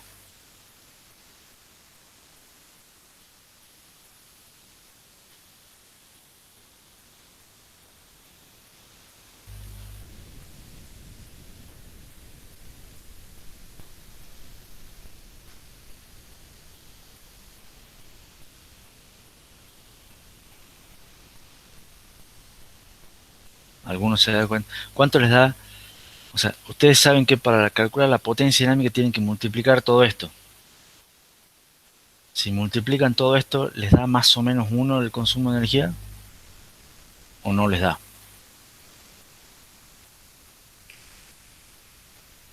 Le da 1,4, Valentina. Entonces, ¿por qué acá la diapositiva dice que esto da más o menos 1?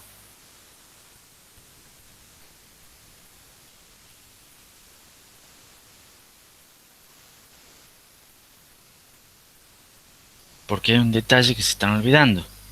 Voy a volver atrás. Acá, fíjense, es n por c por f por la tensión al cuadrado. La tensión siempre va al cuadrado.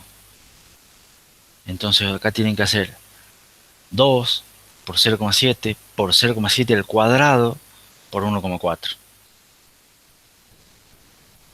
Y ahí sí les va a dar 1. Entonces, ¿qué es lo que pasaba en esta época? Pasaba que ustedes, si querían achicar con este cambiaban el proceso, mejoraban el proceso de fabricación, mejoraban un factor de escala de 0,7 y podían directamente achicar el área para reducir el costo. O podían mantener el área, mantener el costo, mantener el consumo de energía y duplicar la cantidad de transistores y duplicar la frecuencia de operación, lo que les llevaba a aumentar la performance. Entonces, aumentaban performance manteniendo consumo de energía y manteniendo costo. Eso era una cuestión genial, ¿no? Y eso funcionó durante muchos años, ¿no? Hasta que se dieron cuenta que ya no va más. Eso fue más o menos en el 2004, 2006, por ahí, una cosa así. Se dieron cuenta que ya no va más.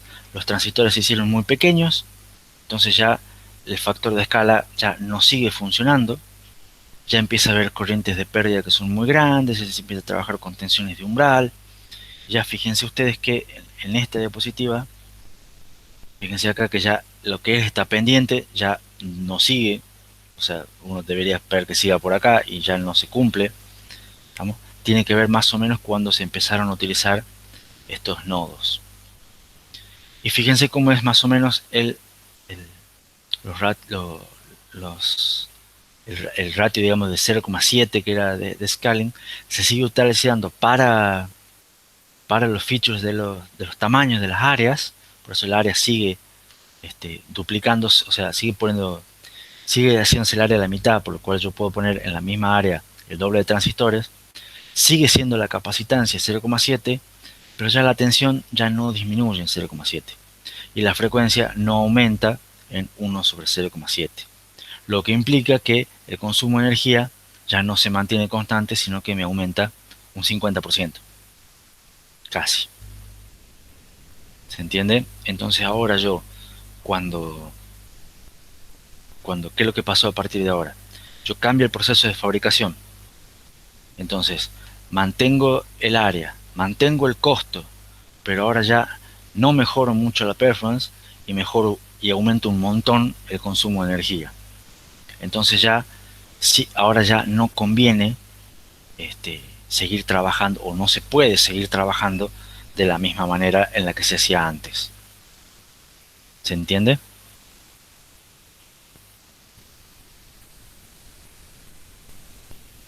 Hubo una época en la que todo funcionaba bien, pero esa época ya llegó a su fin. Y fíjense, acá también es otro gráfico que se muestra más o menos. Acá tienen el eje de las X, una cuestión de tiempo con algunos procesadores de Intel. Acá tienen de vuelta las frecuencias en escala logarítmica. Y fíjense que la línea celeste ven más o menos cómo va evaluando, cómo va cambiando la frecuencia. Y fíjense que en 20 años más o menos, del 82 al 2001, al 2004, son 22 años, las frecuencias del reloj pasaron de 12 MHz a 3,6 GHz. O sea, de 12 a 3600 en 20 años. Y desde el 2004 hasta hoy, más o menos se mantienen en las mismas frecuencias. O sea que hoy seguimos estando en frecuencias en el orden de los 3 GHz. Entonces, fíjense que en 20 años ha pasado de 12 a 3000 y en 20 años más se mantuvo en 3000. Está claro, el consumo de energía, las frecuencias de trabajo no cambiaron, digamos, en los últimos 20 años. ¿Y por qué? Porque se empezaron a ver esta curva de energía, que fíjense cómo iba escalando. ¿Estamos? Y en el año 2004, cuando salió ese procesador Pentium 4, que calculo que ustedes algunos eran bebés todavía, ese procesador tenía una densidad de energía de vatios dividido en milímetro cuadrado, que era igual a la del reactor nuclear, que era una locura, y consumía muchísima energía el procesador. Entonces, a partir de ahí empezaron a mantener la frecuencia y empezaron a disminuir los consumos de energía. Empezaron a aplicar otras técnicas. ¿Por qué? Porque en el año 2004 fue que se chocaron con una pared. Lo que todos los diseñadores de procesador y toda la gente que hace arquitectura de computadoras venían haciendo algo muy bien durante 20 años, hasta que llegó el límite, porque se acabó el escalamiento de Dennard, se chocaron con la pared esa del Pentium 4 y, como les digo, hasta el año 2004 todo lo que era el diseño era motivado por costo y performance. Había dos P, nada más, eran price y performance. Y en el 2004 se empezó a decir, no, che, son tres, hay que agregar power como consumo de energía como criterio principal, para ver cómo podemos seguir mejorando la performance, pero sin aumentar el consumo de energía. Ya no podemos modificar la frecuencia, ya el escalamiento no es la solución mágica que teníamos antes, entonces tenemos que buscar otras maneras.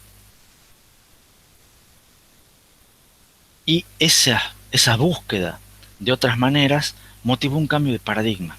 Un cambio de paradigma que ustedes no lo vivieron, pero que los acompaña y es su realidad de hoy en día, digamos.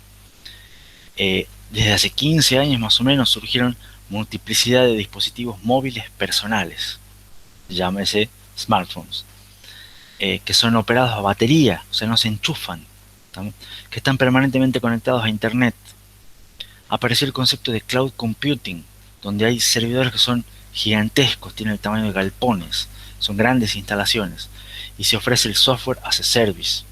No sé si ustedes escucharon hablar de estos términos, pero ¿qué son cloud computing? Google, Amazon, Facebook. Son gente que provee sus servicios de software a través de internet. Recientemente está de moda también el término de Internet of Things. Son pequeños sistemas embebidos, todos conectados a internet. son cosas que hace 20 años no existían. ¿Estamos? Entonces la evolución tecnológica requiere que haya más portabilidad. La portabilidad implica que sea más miniaturización, queremos llevarlo en la mano. Para poder llevarlo en la mano necesitamos que las baterías sean pequeñas y que duren mucho.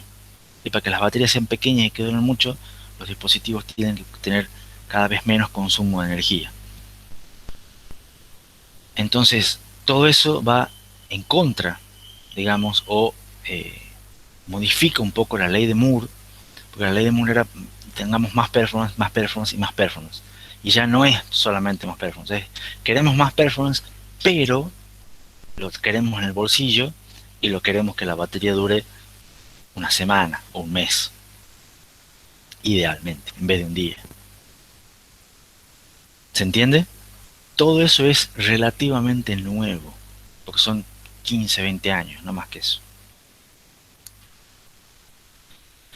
Ahora, hay una falacia en el bajo consumo, que es cuando no hago nada, tengo bajo consumo. Eso no es así. Y les cuento 3 ejemplos, creo. Por ejemplo, uno es que en una notebook, cuando está trabajando al 100%, el procesador consume aproximadamente el 50% de energía. O sea, en una notebook que está en pleno trabajo, en plena carga máxima de trabajo, todo lo que es el procesador es solamente la mitad del consumo de la energía de la notebook. La otra mitad está en todos los otros dispositivos, eh, ya sea el disco, placa de red, eh, pantalla, antenas de Wi-Fi, etcétera, etcétera, etcétera. Entonces, si uno baja el consumo del procesador, si uno apaga el procesador, igual la batería, fíjense esto, si el procesador no consumiera nada, la batería duraría apenas el doble. ¿Estamos? Ustedes tienen su teléfono, que la batería dura un día. Si el procesador lo exprime al máximo, digamos, no utiliza nada de consumo de energía, logran reducir el consumo de energía a la mitad, la batería apenas, logran reducir el consumo de energía del procesador a cero, la batería les va a durar el doble, nada más, 2 días. Lo cual, de vuelta, AMDAL, no sé si vale la pena. En un servidor, fíjense, se midió con benchmarks, con spec, y se vio que cuando la carga estaba al 100% consumía un determinado consumo de energía. Cuando la carga bajaba a la mitad, el consumo de energía era la mitad, no era la mitad, era el 66%. Y si la carga de trabajo bajaba al 10%, el consumo de energía ahí sí bajaba a la mitad. Fíjense que no es lineal el consumo de energía con la carga de trabajo. Lo cual implica que, de vuelta, no es que si ustedes no tienen carga de trabajo, no consumen energía, la consumen igual. Y Google también hizo mediciones en su data center. Fíjense cómo vamos cambiando la escala. Google en general opera con cargas de entre 10 y el 50%. O sea que consume, fíjense cómo está consumiendo Google. O sea, no consume cargas del 100%. Y en las cargas del 100% las tiene menos del 1% del tiempo. O sea, re poco tiempo. O sea que Google no apunta a moverse en este rango, sino a moverse en este rango.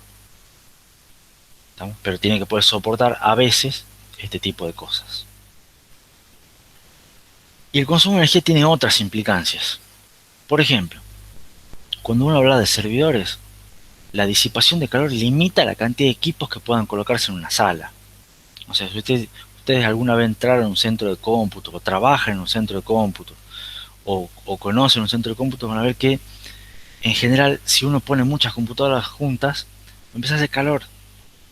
Entonces, si están muy amontonadas, se calientan entre ellas, y que haya más calor puede provocar que haya más fallas.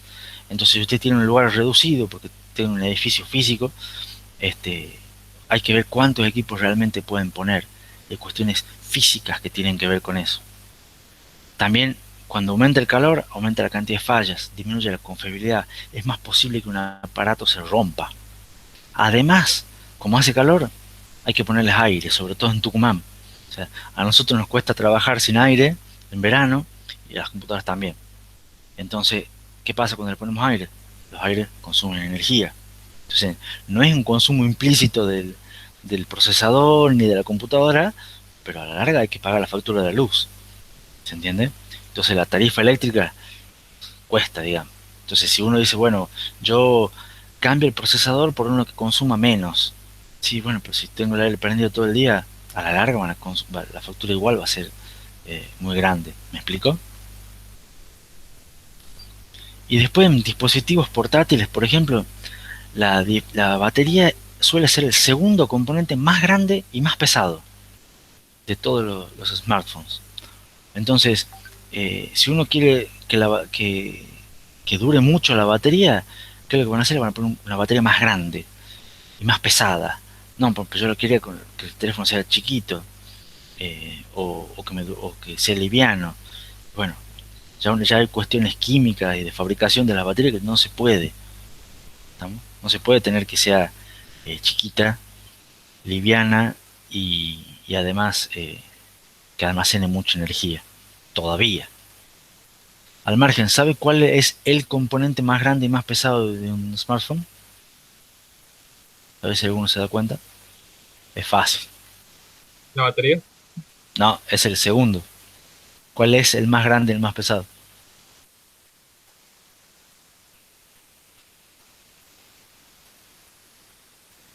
El más grande, por lo menos. La pantalla. Bien, Benjamín. La pantalla es el componente más grande y usualmente el más pesado de todos los smartphones.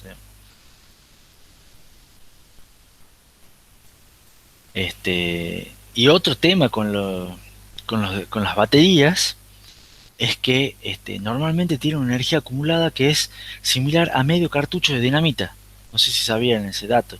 Por eso cada tanto se ve algún celular que explota y quema alguna mano, cosa, producen accidentes, digamos, porque puede pasar, digamos, a ustedes realmente en los teléfonos son la batería, digamos, tienen mucha energía acumulada, digamos, son muy importantes, digamos.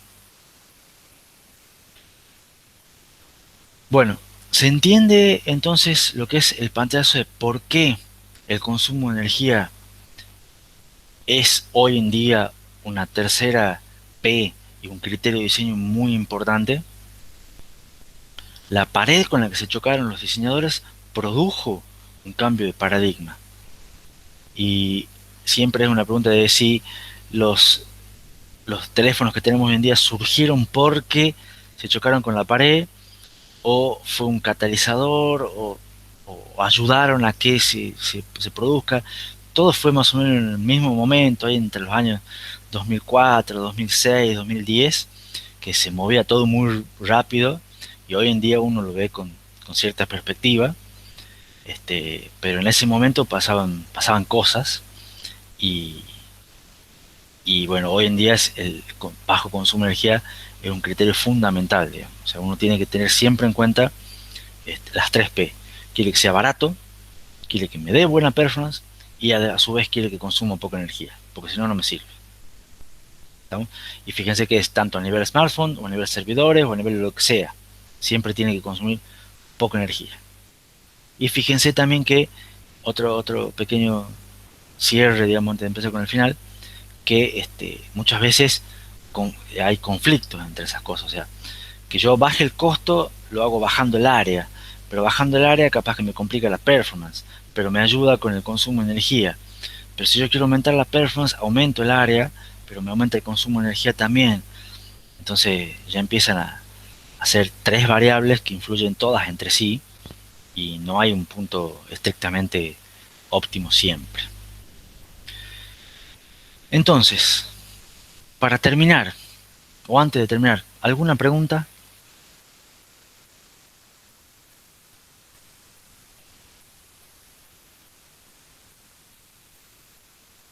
Entonces, hacemos un resumencito final de qué vimos en el tema. Vimos que en general la industria es impulsada por la ley de Moore. ¿Estamos? Es una ley que se viene cumpliendo y que está teniendo una desaceleración en los últimos años. Vimos que en general los costos de un chip son proporcionales a su área, en general al cubo de su área. ¿Estamos? Entonces nos conviene que cuanto más chicos los chips, más baratos. vimos que el tiempo de ejecución es la medida de la performance en la computadora. Como decía Santiago Latina, creo que era Santiago Latina, al comienzo de la clase de hoy, eh, cuando uno le pregunta qué es performance, la respuesta es tiempo, tiempo, tiempo. A ver, puede ser que era Santiago o no.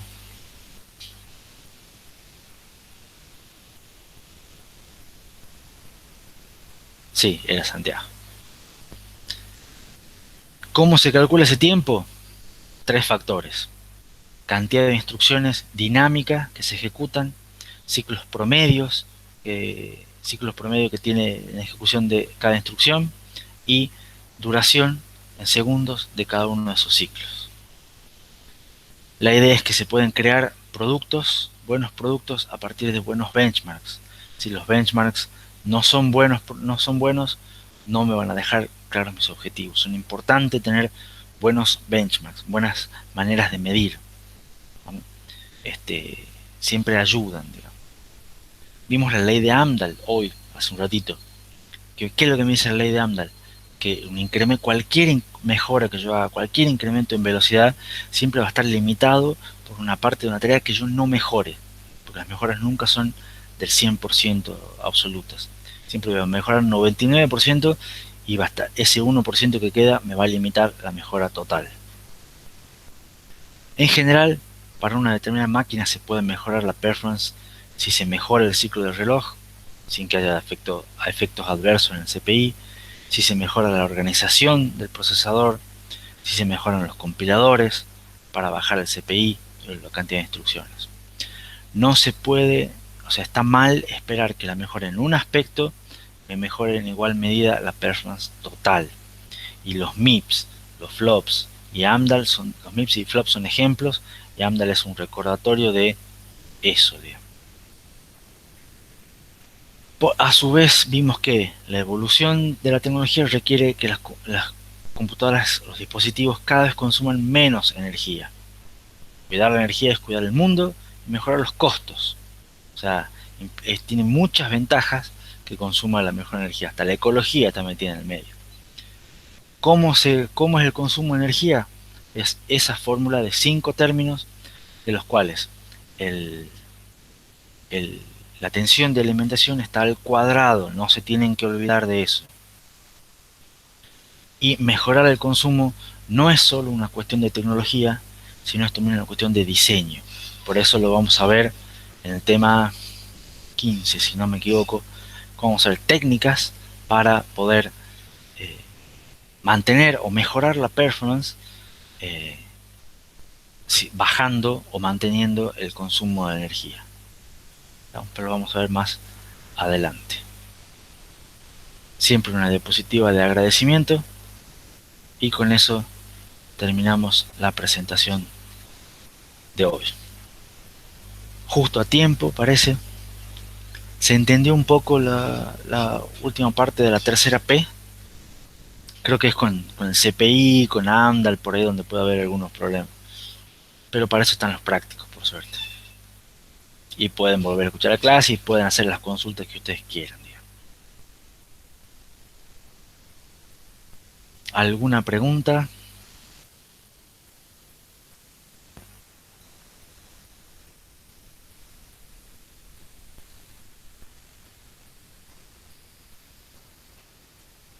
Claro. Santiago dice, sí, ya cuando haga el práctico vamos a saber si se entendió o no. Exactamente, siempre ya hemos terminado ahora el tema. El, el, el miércoles se publica el práctico y ahí van a empezar a trabajar. Capaz que pueda ser que lo publiquen antes, no sé cómo van con prerequisitos. Yo creo que no vale la pena, pero bueno. Lástima que el miércoles pasado fue feriado, pero la evaluación del práctico se pasa para el miércoles, entonces ahora que nos concentremos en prerequisitos, sáquense 100 todos y ahí ese mismo día publicamos el práctico 1. Bueno chicos, no me queda nada más por agregar, más que tengan un buen fin de semana, estudien para prerequisitos, repasen la clase de hoy y nos vemos el lunes a la misma hora de siempre. Que tengan un lindo fin de semana. Hasta el lunes.